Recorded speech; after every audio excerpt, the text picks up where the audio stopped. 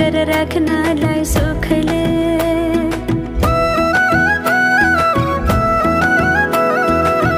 कति गरौँ तिम्रोमा बयान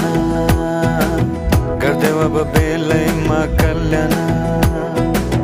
कति गर्छौ बयान